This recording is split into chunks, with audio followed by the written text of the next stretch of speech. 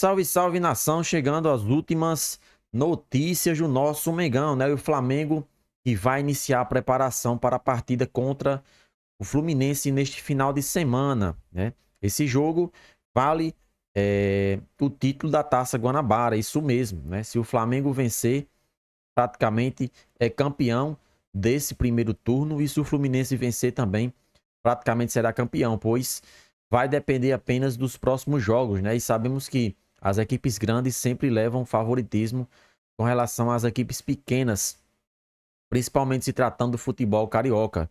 Então essa partida é muito importante para ambas equipes. Para o Flamengo, que está iniciando 2024, né? Depois de um 2023 bastante ruim, não conquistou nenhum título, então penso eu que o carioca é fundamental para dar continuidade ao trabalho do treinador Tite.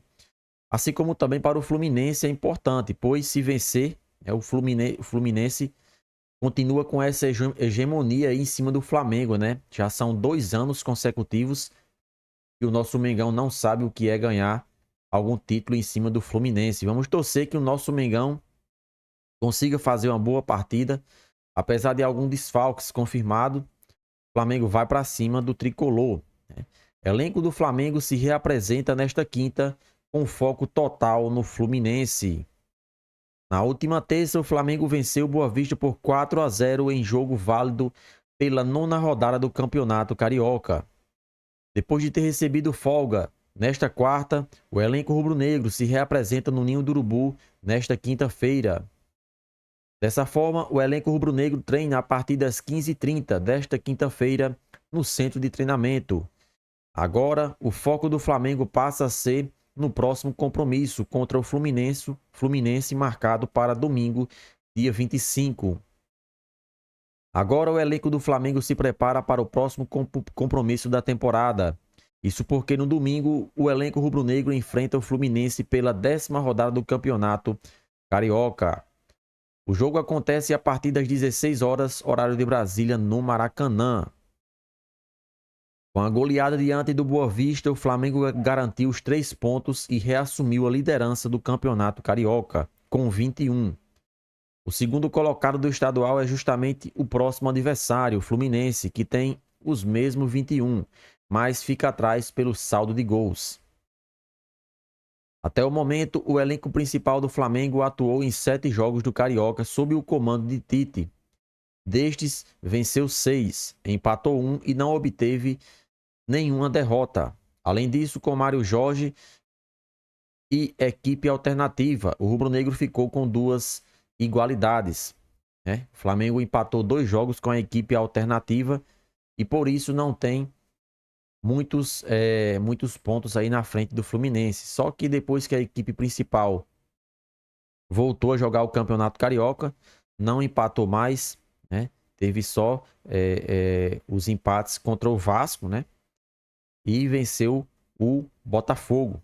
Então vamos torcer que esse próximo clássico o Flamengo consiga vencer para dar continuidade ao trabalho de Tite. Matias Vina, lateral esquerdo contratado para substituir Felipe Luiz, né?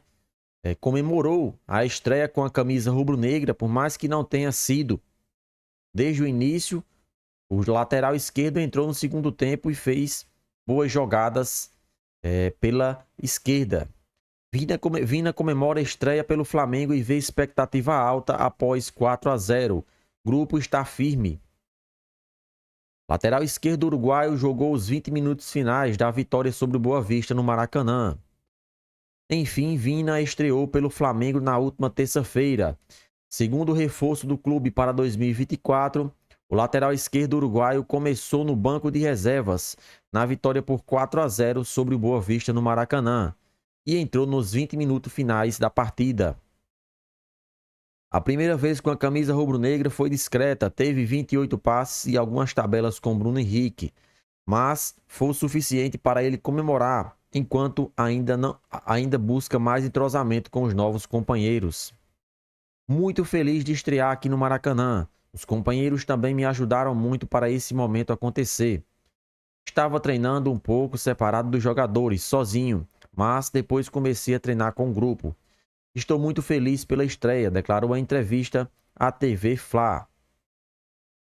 Aliás, a goleada e a atuação do Flamengo empolgaram Vina, que não escondeu a expectativa alta. Expectativa é muita, muita. Acho que o grupo está bem, está firme. Temos que seguir por um bom caminho e continuar, porque isso é longo, afirmou, referindo-se à temporada no Brasil. Líder e classificado com 2 rodadas de antecedência para a semifinal, o Flamengo volta a campo no próximo domingo, às 16 horas no Maracanã, numa espécie de final de Taça Guanabara contra o Fluminense, que tem os mesmos 21 pontos e perde no saldo.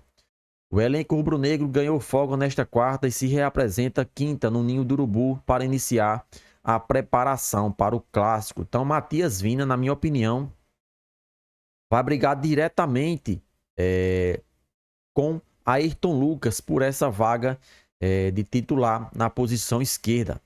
Nós sabemos que Ayrton Lucas vive uma excelente fase com a camisa do Flamengo, sem falar que o entrosamento com o grupo é muito melhor. Já Matias Vina está chegando agora, vai demorar um pouco, tanto para ele se entrosar com seus companheiros, como também para se readaptar ao futebol brasileiro.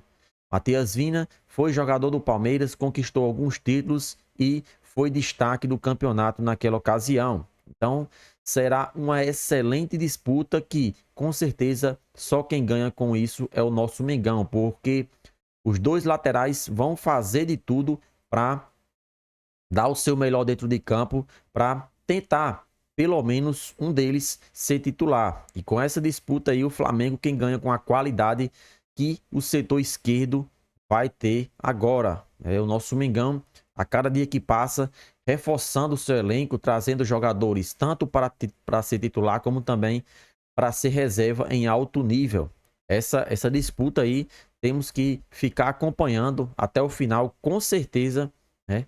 O melhor é que será titular. Nesse momento, o Ayrton Lucas tem uma ligeira vantagem por já ter entrosamento com o grupo e também por já ter a confiança de Tite. Tite é um treinador que sempre dá oportunidade àqueles atletas que estão jogando em sua melhor forma. Não é à toa que Pedro é titular absoluto, deixando o Gabigol na reserva, porque ele se encaixou melhor nessa formação que Tite gosta de jogar, que é o 4-3-3, né?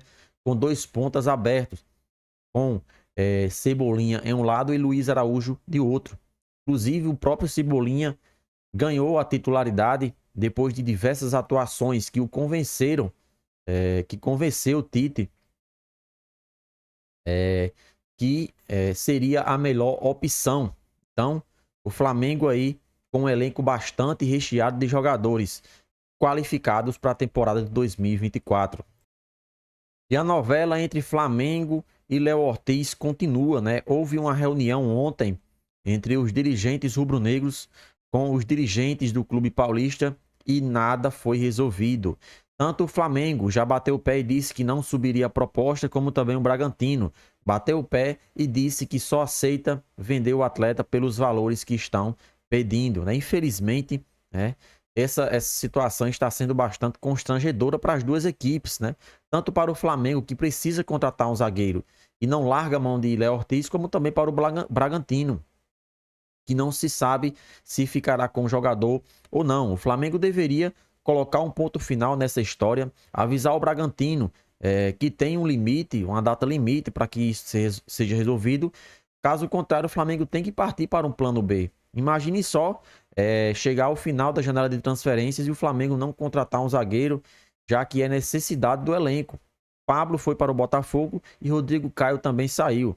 Ou seja, o Flamengo está refém dessa situação junto ao Bragantino. Vamos torcer que essa semana o nosso Mengão consiga resolver essa situação, seja de maneira positiva ou não. O que não pode é o elenco ficar com um jogador com esse setor desfalcado e prejudicar toda a temporada. Então, essa semana, com certeza, o nosso Mengão deve resolver essa situação. E aí, nação rubro-negro, o Flamengo deve esperar mais por Léo Ortiz, sim ou não? Participa e deixa a sua opinião nos comentários.